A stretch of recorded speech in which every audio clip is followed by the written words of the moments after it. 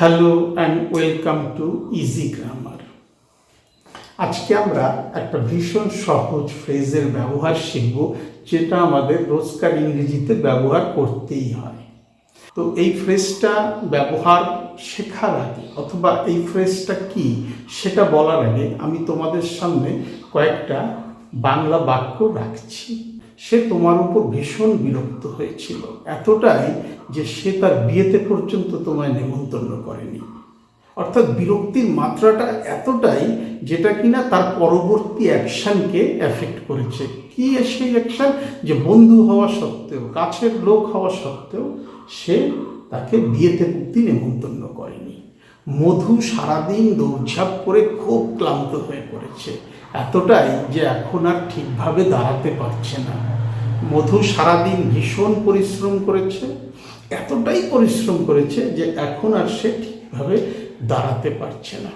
গত সপ্তাহে লাইব্রেরিতে দারুণ একটা বই হাতে পেয়েছিলাম, এতটাই দারুণ বইটা যে লাইব্রেরিতে বসেই আমি বইটা পুরো পড়ে ফেলেছিলাম। অর্থাৎ কিনা আমি একটা বই হাতে পেয়েছিলাম, বই হাতে নিয়ে আমার ইচ্ছা ছিল কি বইটা আনলাম, ওই দুই একটা পৃষ্ঠা দেখবো, তারপরে বাড়িতে নিয়ে আসবো, পড়া হয়ে গেলে ফেরত দেবো। কিন্তু না, বইটা খুলে দুই একটা পৃষ্ঠা পড়ে আমার সেটাকে এতটাই ভালো লেগেছে যে তা আমার অ্যাকশানকে, পরবর্তী অ্যাকশানকে এফেক্ট করেছে বা পরবর্তী অ্যাকশানকে প্রভাবিত করেছে। কি যে না, আমি বাড়ি ফিরে আসার পরিবর্তে ওই লাইব্রেরিতে বসেই বইটা পুরো পড়ে ফেলেছিলাম।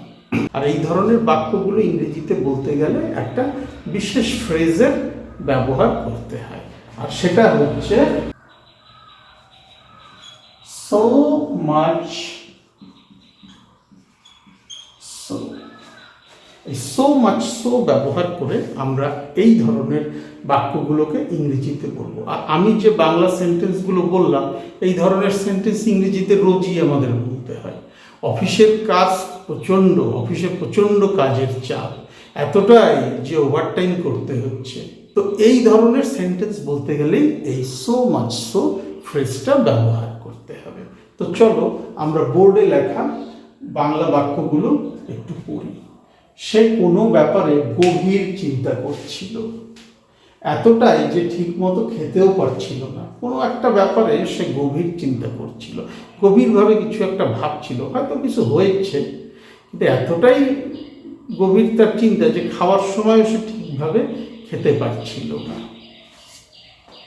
আমি আমার কাজকে ভালোবাসি, এতটাই যে আমার অতিরিক্ত সময় কাজে কোনো আপত্তি নেই। আমি অনেক কষ্ট করে চাকরি পেয়েছি, এটাকে আমি বাঁচিয়ে রাখতে চাই। কাজকে আমি ভালোবাসি, কারণ কাজ থাকলে সব থাকবে, কাজ না থাকলে কিছুই থাকবে না। তাই আমি আমার কাজকে এতটাই ভালোবাসি যে আমার অতিরিক্ত সময় কাজ করতে কোনো আপত্তি নেই। সে বাঙালি খাবার ভালোবাসে, এটা পছন্দ করে হবে। সে বাঙালি খাবার ভালোবাসে, এতটাই যে সে একবারে দুজনের খাবার খেয়ে নিতে পারে, একবারেই সে দুজনের খাবার খেতে পারে। অনেকেই আছে যারা বাঙালি খাবার খুব পছন্দ করে, নন বেঙ্গলি লোক যারা, তাদের বাঙালি খাবারের প্রতি একটা আকর্ষণ আছে এবং তারা এতটাই পছন্দ করে যে একবারে বসে দুজনের খাবারও খেয়ে নিতে পারে। তো আমি সেরকমই একটা সেন্টেন্স সেখানে লিখেছি, সে বাঙালি খাবার ভালোবাসে, এতটাই যে সে একবারে দুজনের খাবার খেয়ে নিতে পারে। তো চলো এবার আমরা এগুলোকে ইংরেজিতে লিখে ফেলি, তাহলে আরও সহজ মনে হবে। আর হ্যাঁ, একটা কথা আছে, আমার এই ক্লাসের শেষে আমি তোমাদের জন্য একটা এক্সারসাইজ রেখেছি, একটু কঠিন। এই সো মাচ সো ফ্রেজটা সেখানে ব্যবহার করতে পারবে। তো চলো এগুলোকে আগে ইংরেজিতে লিখে ফেলা যাক। সে কোনো ব্যাপারে গভীর চিন্তা করছিল,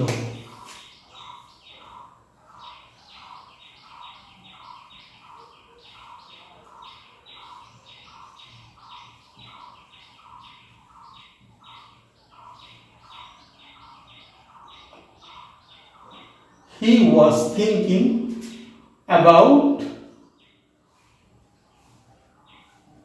something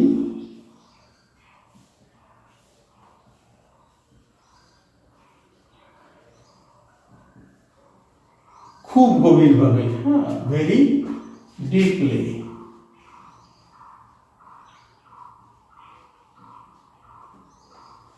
এতটাই, so much so যে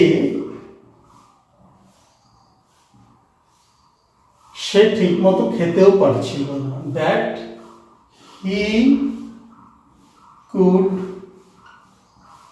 barely eat.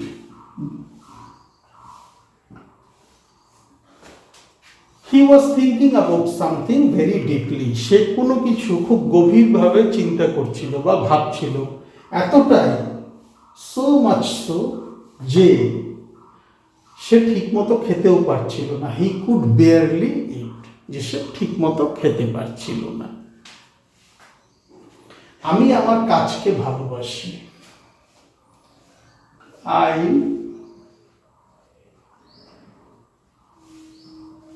love my job. এতটাই, so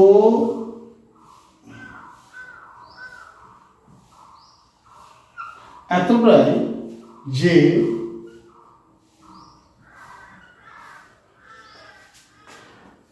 আমার অতিরিক্ত সময় কাজে কোনো আপত্তি নেই, I have no issue,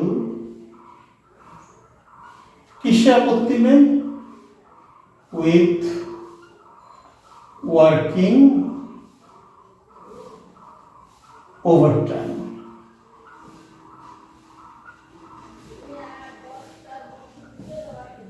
I love my job so much so that I have no issue with working overtime.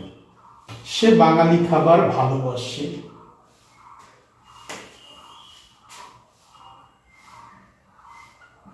he is fond of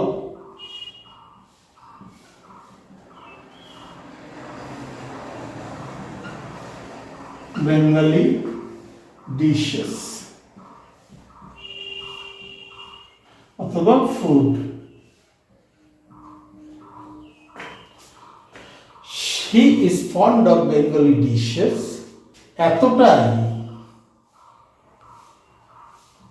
so much so এতটাই যে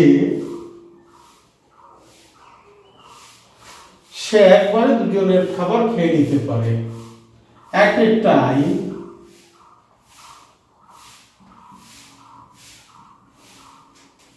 at a time মানে একবারে, he can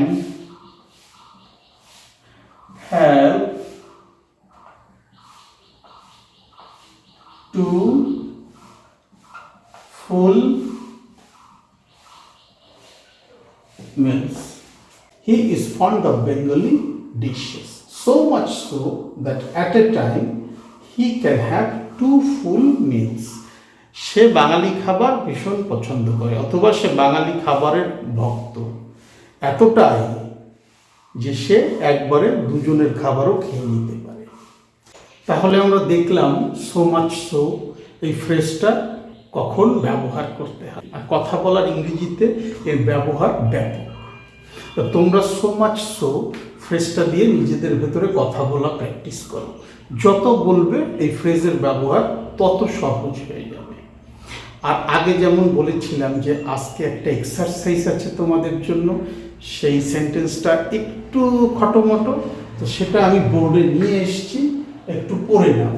পরিত্যক্ত ওই বাড়িতে ভূতের অস্তিত্বকে আমি বাস্তব ধরে নিয়েছিলাম, এতটাই যে ওখানে ভূত না থাকলেই আমি বেশি অবাক হব।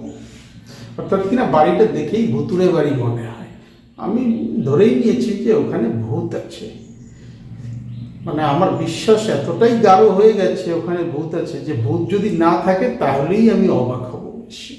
তো এই সেন্টেন্সটাকে তোমরা ইংরেজিতে লেখো, লিখে পারলে আমার কমেন্ট সেকশনে পাঠিয়ে দাও।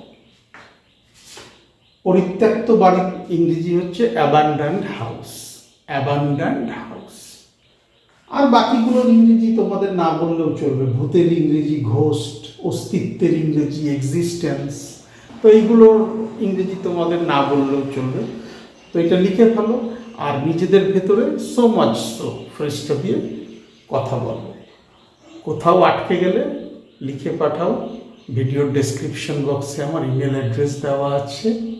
Thank you so much for your time and attention, and have a nice day.